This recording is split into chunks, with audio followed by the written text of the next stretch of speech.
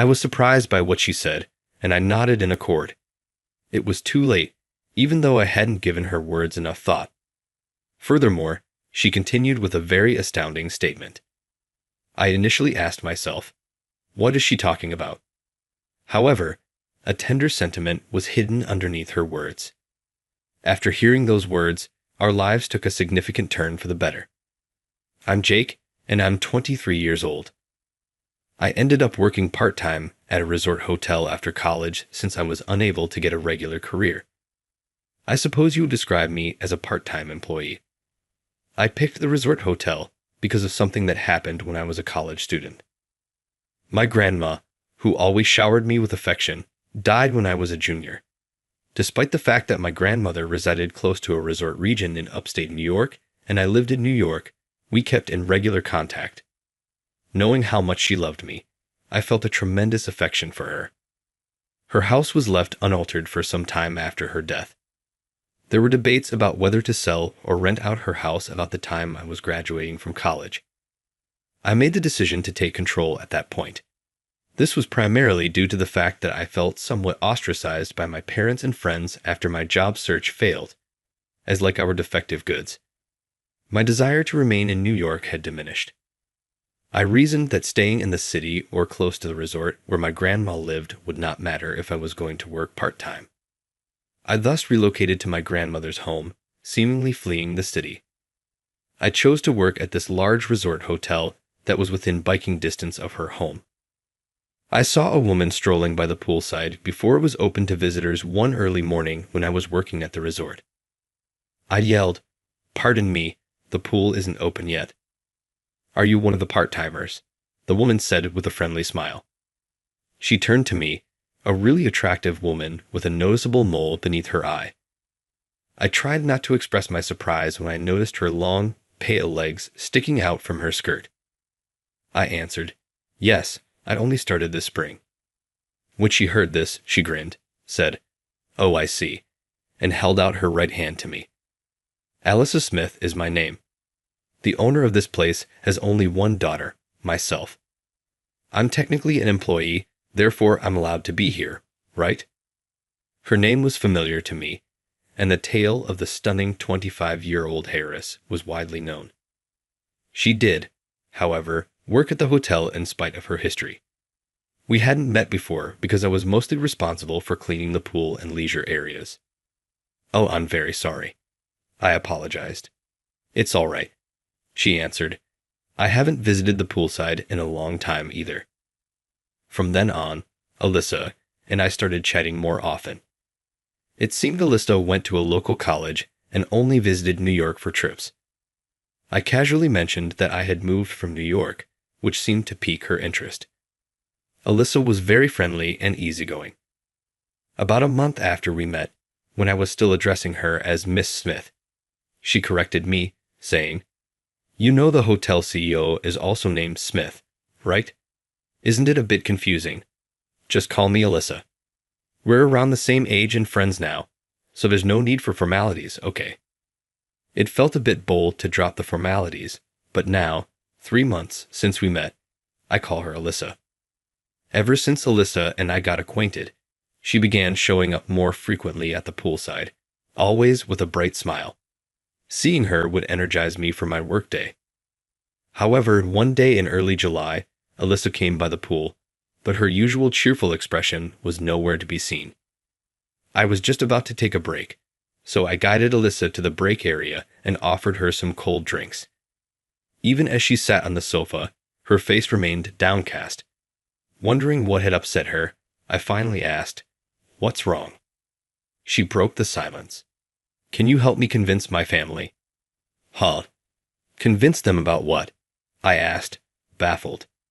Seeing my confusion, Alyssa quickly added, "Oh, I'm sorry. I should have been clearer. I'm facing a dilemma and could really use some advice. It's for the sake of my family." As she shared her story, it turned out that Alyssa's grandmother had fallen ill. She had been battling the illness for a long time, and recently, the doctors had hinted that she might not have much longer. Her grandmother's dying wish was to meet Alyssa's future husband. But Alyssa wasn't currently dating anyone. Thus, her parents had arranged a matchmaking date for her. However, Alyssa said, "I absolutely can't stand the guy they've set me up with. The thing is, that guy used to bully me when we were kids. I don't even want to see him again." Well, I've heard that those who've been bullied never forget. So, it's not surprising, I replied. Why not tell your parents the truth about it? I tried, but they just brushed it off, saying it was just childhood stuff, Alyssa said with a sigh. I later suggested that she could go on the date and then gently decline, but Alyssa immediately dismissed that idea, not even wanting to see the guy's face. However, her parents had said, "If Alyssa has a boyfriend, of course, we won't set up the matchmaking date. But you don't, do you? So, why not just give it a shot? We want to see Grandma happy, and we're worried about your future." "What do you think I should do?" Alyssa asked, her voice tinged with desperation. I understand my parents' concern for their unmarried daughter, and of course, I want to make Grandma happy. That's why I'm so lost about what to do. I pondered for a while. Convincing her parents seemed the right move, but if they weren't willing to listen, a bold step might be necessary. What about asking someone to pretend to be your boyfriend? Your parents did say if you had a boyfriend, they wouldn't arrange the date. At first, Elisa stared blankly, but a few seconds later, her eyes were sparkling. "That's it," she exclaimed, and suddenly, she started taking off her clothes. "Whoa, hold on, Elisa. What are you doing?" Seeing my panicked reaction, Elisa burst into laughter. "Silly, I'm wearing a swimsuit underneath. I'm so happy I feel like taking a slide." Amped up, Elisa headed straight for the pool and swiftly went down the water slide. Her expressive enthusiasm was overwhelming, but even more distracting was the sight of her stunning, bikini-clad figure. Then, with a big splash, Elisa came down from the water slide into the pool below. But then, a little mishap occurred. Her bikini had shifted slightly out of place. It wasn't fully exposed, but instinctively, I covered my eyes with my hand. Seeing this, Elisa casually remarked, "Oops," and quickly adjusted her bikini. As she approached the poolside, a thought seemed to strike her, and she looked over at me with a bright expression. With a sly smile, she asked, "Did you get a peek?" Recalling the earlier sight, I inadvertently replied, "Yes," but I quickly came to my senses. No, I didn't see anything. I swear I didn't see a thing." Amused by my flustered state, Elisa pointed at me and firmly said, "Nope, you saw it. So now, you're going to play the role of my boyfriend." Of course, I tried coming up with several excuses to decline the boyfriend role, but Alyssa's decision was final. And then, 5 days later, I found myself introducing myself to Eliza's parents as her boyfriend. It turns out Eliza's dad is the CEO of the company where I work part-time. Being just a part-timer, I had never met the CEO before. I was nervous, wondering what kind of person he'd be. But contrary to my imagination, Eliza's dad was about 100 times more easygoing and cheerful. Eliza's mom was a fantastic cook and had a gentle demeanor. Both were surprised that Alyssa was dating a part-timer like me, but these kind-hearted folks accepted me warmly without realizing I was a fake boyfriend. It seems they even called off the matchmaking date. I had no idea she was dating a guy from our company. She's quite a handful. Well, please take care of her," her father said, shaking my hand with a firm grip. Her mother served her home-cooked meals, and although I was full, she kept saying, eat up, encouraging me to have more and more. Anyway, they were truly wonderful people. I also met Eliza's grandmother, who I heard was sick lately. She seemed to be feeling better, showing a more lively smile than expected, which was a relief for Elisa. Alyssa's grandmother gently took my hand and caressed it. "Are you Elisa's fiancé?" Well, not exactly a fiancé. Given that I was just pretending to be her boyfriend, I was quite puzzled, but Elisa came to my rescue. "Grandma, he's not a fiancé. He's my boyfriend." Elisa's grandmother chuckled and nodded. Right. I forgot. It's great to meet you. Thank you for coming." And your name is? It's Jake. Upon hearing my name, her grandmother looked surprised and said, "Oh, are you from around here?" I used to live in New York, but now I live in my grandmother's house, which is near Resort Hotel. She listened with interest to my story. Could it be the house with the large cherry tree in the garden? I was taken aback by her words. It was true that there was a cherry tree in the garden. Considering it's a small town, maybe she knew my grandmother. I wanted to ask her about it, but before I could, Elisa and her parents called me over. I didn't think it was a big deal, so I didn't pursue the topic further. After that, I had a pleasant time chatting with Elisa's family. Just as I was about to leave, Elisa's grandmother whispered something in my ear. "You're not a real boyfriend, are you?" What? I was completely taken aback, realizing that our fake boyfriend plan had been exposed. Haha, I can tell. Is it the wisdom of age or something? The way you and Elisa interact, it seems a bit off. Did Elisa ask you to do this for me and her parents? Well, yes, I foolishly nodded in agreement. But the grandmother was still smiling warmly at me.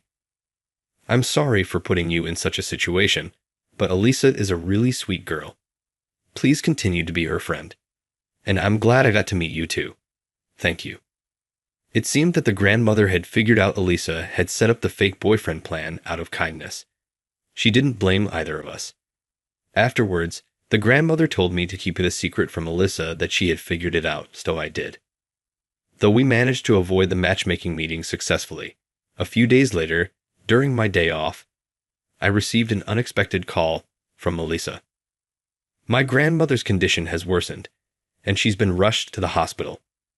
I got a call from home. What should I do? I can't bear the thought of something happening to her. I had never heard Elisa sound so panicked and on the verge of tears. Calm down. Where are you now? I'll get a cab and pick you up. Then we'll go to the hospital together. I couldn't let her go to the hospital alone in such a state, so I hailed a taxi. After picking up Elisa, we hurried to the hospital where her grandmother had been taken. In the taxi, Elisa, who seemed to have been holding back, started to break down and shed tears. She was so lively before. It's not going to be our last goodbye today, is it? I'm scared. What do we do? Elisa's hands, resting on her lap, clenched tightly. I placed my hand over hers, trying to reassure her. Everything will be all right. Plus, I'm here with you. You're not alone. It'll be okay. Throughout our drive to the hospital, I kept speaking comforting words to Elisa. Once we arrived at the hospital, we couldn't see her grandmother right away. Throughout the day, the grandmother's condition didn't improve, and our days were filled with anxiety. During that time, I stayed close to Elisa as much as possible. Hey Jake, I'm sorry for keeping you with me all the time. You must be tired, right? I think I can manage on my own now, Elisa said. Her face betrayed her attempt to be brave, showing her underlying fear. To begin with, I was happy that Elisa relied on me when her grandmother was taken to the hospital. If being by her side could ease Elisa's worries even a little, I wanted to be there for her. It's okay. I'm concerned about your grandmother and about you. I want to be here, I replied. With those words, I stayed by Elisa's side. 3 days after the hospitalization, the grandmother's condition finally stabilized, and we were allowed to visit. Right after the visit, the grandmother looked frail, which made me anxious. However, as the days passed, she began to recover. By the end of 2 weeks, she had regained her cheerful smile. The doctor told us that the worst was over, and the likelihood of her condition worsening abruptly was low. One day during our visit, the grandmother looked at Elisa and me and gave us a mischievous smile. You two, things are going well, huh? She said. At that, both Elisa and I blushed. In fact, since Elisa's grandmother was hospitalized, I realized I wanted to be there for Elisa, to support and protect her. So, after hearing from the doctor that her grandmother's condition had stabilized, I confessed my feelings to Elisa. It turned out Elisa felt the same way about me, and we had just started dating a few days ago. It seems there's no keeping secrets from the old lady, she chuckled. Haha. You two make a lovely pair. Instead of just being a boyfriend, I'd love for you to be my grandson-in-law soon. Besides, if you're Terry's grandson, I'm sure you'd make Alyssa happy. Hearing that, I was taken aback. I remembered the sound of the name Terry. A few of my grandmother Thera's friends had referred to her as Terry during her funeral. Alyssa seemed just as surprised. Who's Terry? Jake's grandmother. Alyssa's grandmother nodded emphatically. Of course I do. As the story went, my grandmother Thera and Alyssa's grandmother had been childhood friends. Both were born and raised in the same small town in Nebraska and later married there. Even in their golden years, they frequently met up for coffee and chats. Alyssa's grandmother often heard stories from my grandmother about her adorable grandson. Embarrassingly, my grandmother would tell Alyssa's grandmother things like, "My grandson wouldn't hurt a fly, and he sends me flowers on my birthday. Isn't he sweet?" Hearing those stories, I remembered my beloved grandmother Thera's gentle smile. Unfortunately, during my grandmother's funeral, Alyssa's grandmother had been unwell, so she had never met me. We used to joke that it would be nice if our grandchildren got married someday. It's like a dream come true for me and Terry, thanks to you too, she chuckled. We exchanged a glance and shared a laugh. Neither of us had known that our grandmothers were childhood friends, but we both realized that we had been recipients of their love, which warmed our hearts. Sometime later, Alyssa's grandmother passed away. It was a sad time, but in her last moments, she wore a contented smile, surrounded by her family. I felt blessed to have been accepted as part of the family to bid her farewell. I then started working full-time at Alyssa's father's resort, having started out as a part-timer. Being seen as a potential future son-in-law, I've been put through the ringer every day. Watching me push myself to the limit, Alyssa always greets me with a bright smile. You used to just coast through when you were part-timing, remember? Now your expression is completely different. It makes me so happy thinking you're doing all this for our future together, she said. Hearing her say that, I feel like she's become even more radiant lately. That's another reason I'm so driven in my job. I want to become a man worthy of standing by her side. Once I feel I've truly come into my own, I plan to propose to Alyssa and get married. When that day comes, Alyssa and I intend to visit the graves of our grandmothers and give them our heartfelt update. I'm sure both of them would be overjoyed about our marriage. So, how did you find today's story? Your subscription and a thumbs up would be a great encouragement for our content creation. We're looking forward to your comments as well. See you in the next video.